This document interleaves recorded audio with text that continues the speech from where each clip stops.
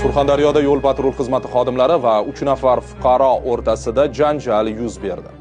Yo'l harakati xavfsizligi xizmatining Daryoga bildirishicha, Denov tumanida Lacetti haydovchisi yo'l harakati qoidalarining 99-bandini buzib, qarama-qarshi bo'lakdan harakatlanib kelgan mashinaga yo'l bermasdan harakatlangani uchun to'xtatilgan. Inspektor haydovchidan hujjatlarni so'raganida taqdim etmasdan u qarindoshlari bilan xodimlarga qarshilik ko'rsatgani aytildi. Bosh prokuratura axborot xizmati rahbari Hayot Shamsuddinov holat yuzasidan Jinoyat kodeksining 277-moddasi, ya'ni bezorilik bilan jinoyat ishi qo'zg'atilgani, ish doirasida 3 kishi protsessual tartibda ushlanganini, ularning 2 nafari ayol kishi ekanligini ma'lum qildi. Ta'kidlanishicha, ayni paytda tergov harakatlari olib borilmoqda.